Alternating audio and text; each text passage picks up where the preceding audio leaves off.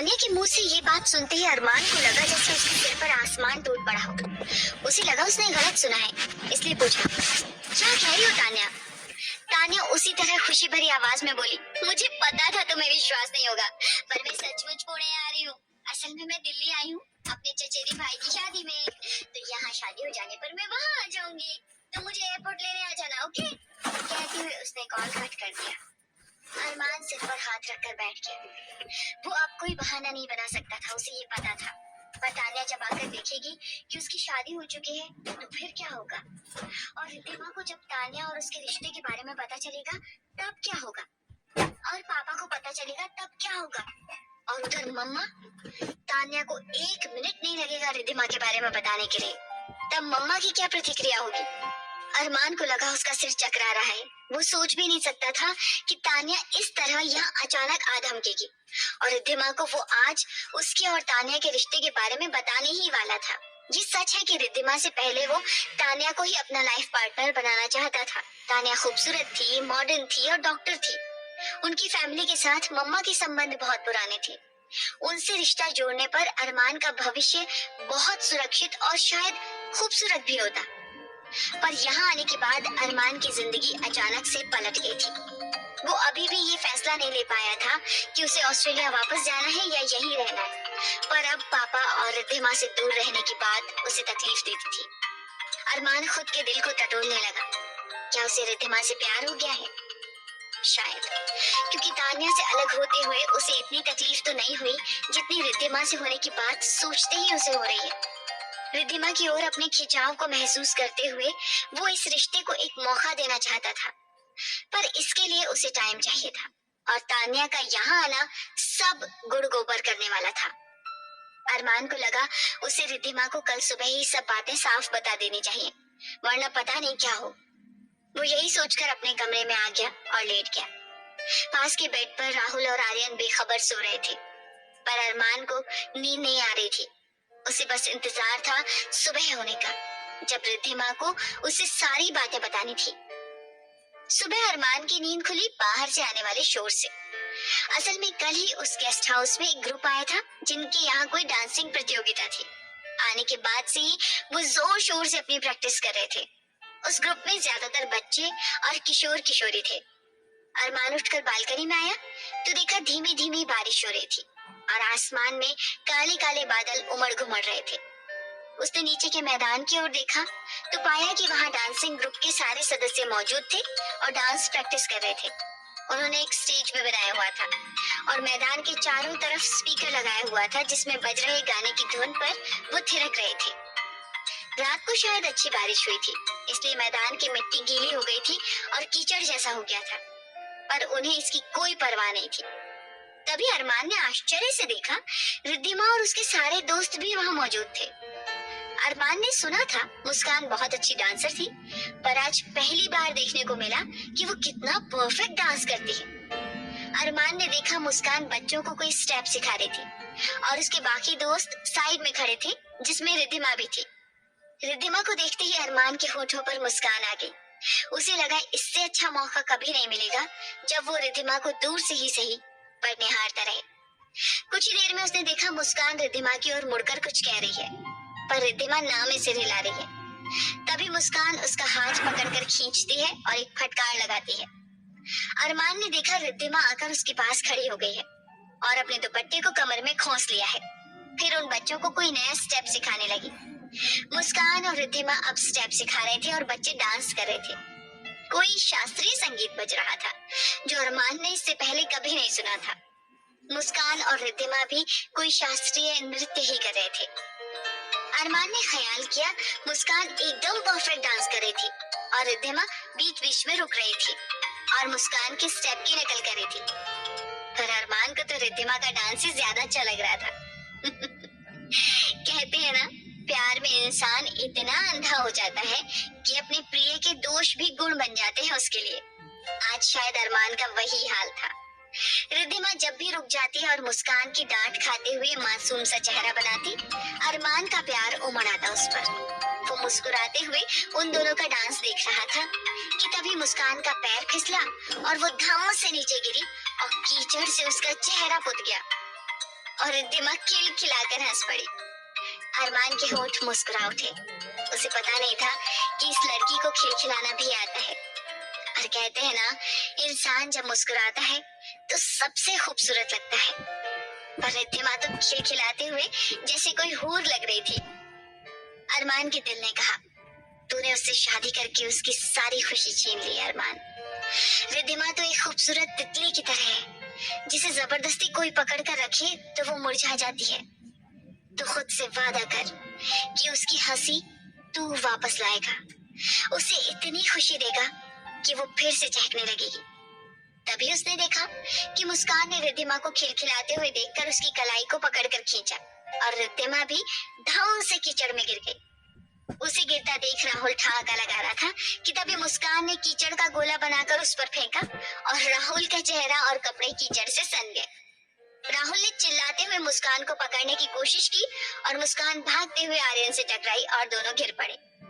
आर्यन ने गुस्से से राहुल के पैर पकड़ लिए और राहुल ने रिया को बचकर पकड़ने की कोशिश की और फिर दोनों चारों खाने चित्त हो गए और कुछ ही पल में जैसे डांसिंग क्षेत्र रण क्षेत्र बन चुका था।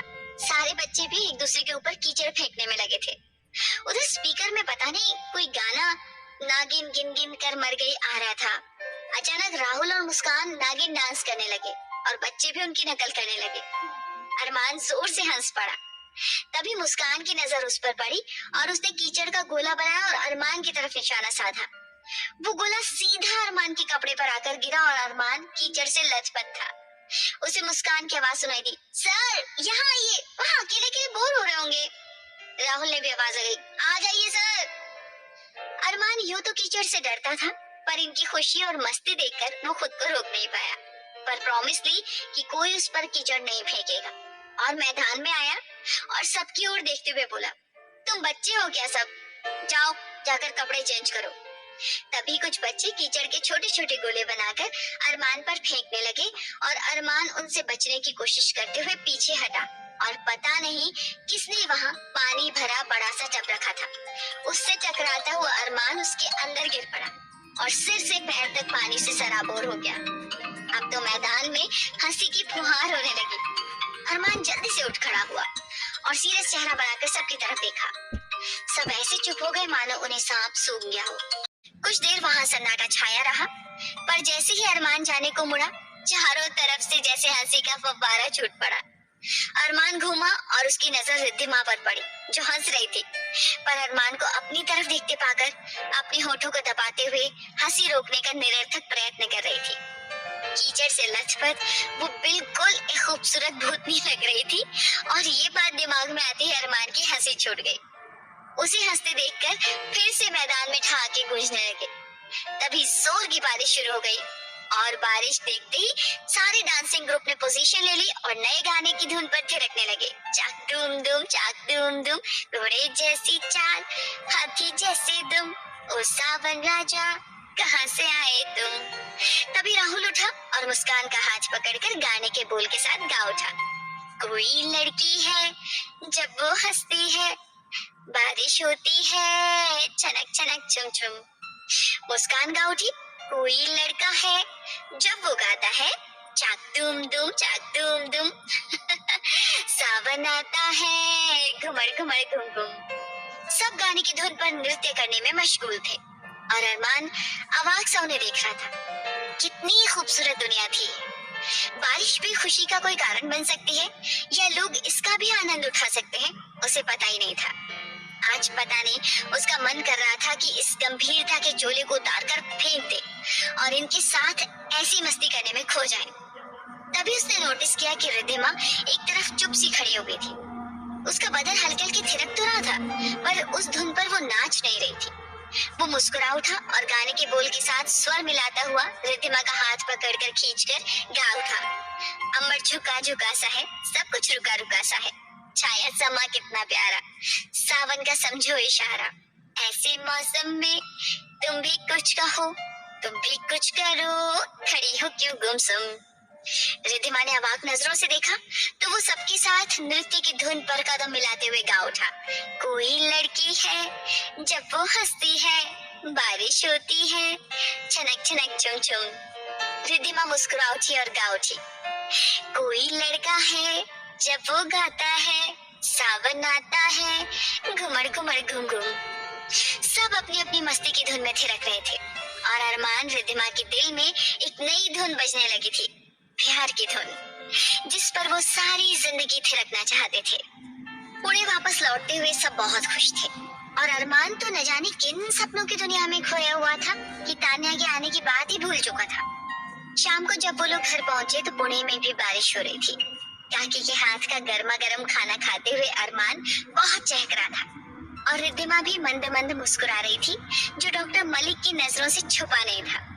वो इस बात से खुश हो रहे थे कि शायद महाबलेश्वर में उनका जाना सफल रहा और दोनों एक दूसरे के करीब आ गए हों।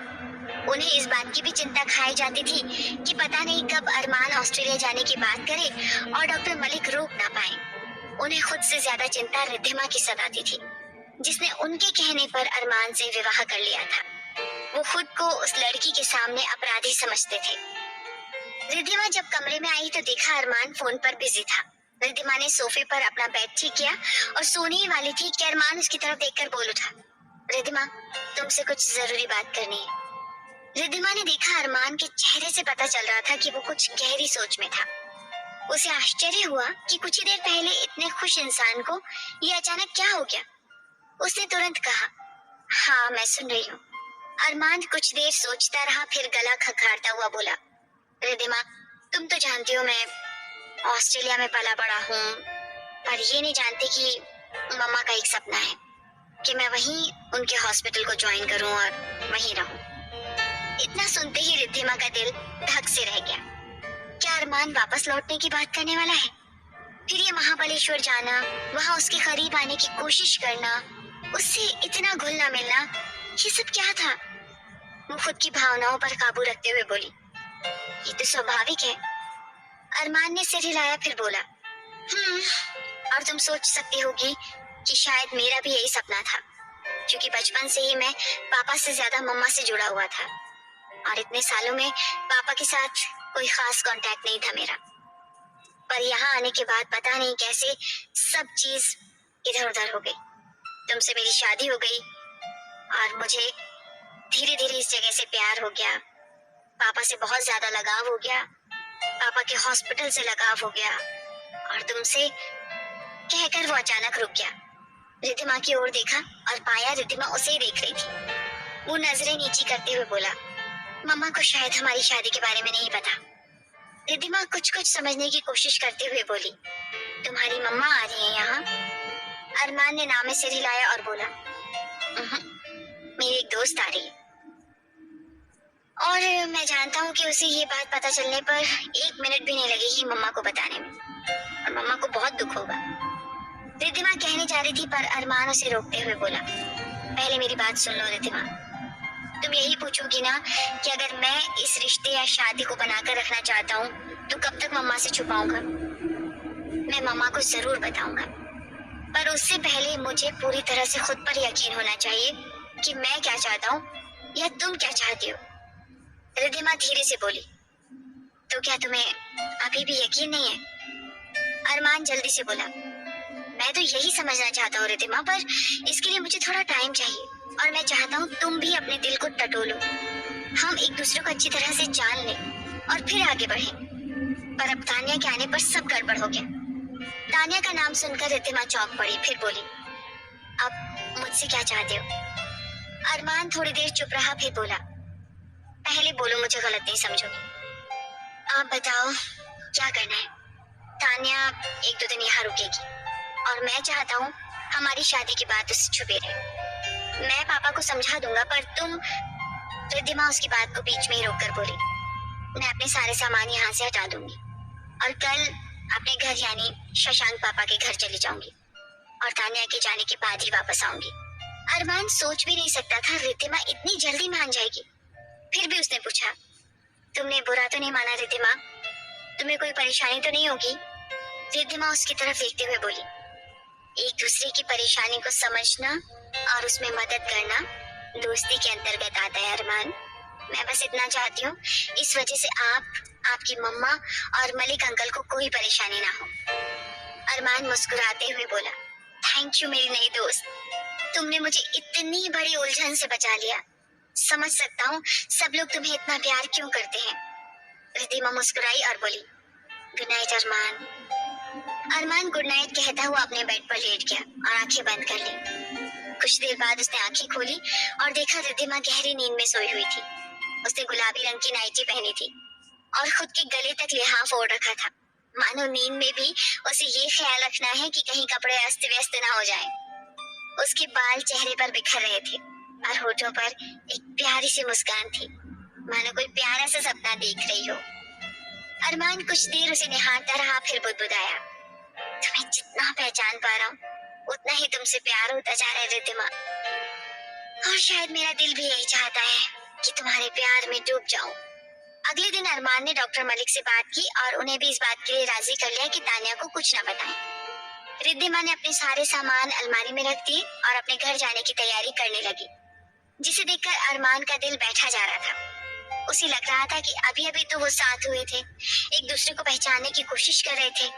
रिद्धिमा कुछ खुलने लगी थी और सिर पर ये नई मुसीबत आ पड़ी। पर इस मुसीबत को किसी तरह इस सच्चाई से दूर रखना ही था कि अरमान की शादी हो चुकी है। शाम को अरमान खुद रिद्धिमा को डॉक्टर शशांक के घर छोड़ने गया और रिद्धिमा के कहने पर उस रात वहीं रुक गया। वो खुद भी यही चाहता था।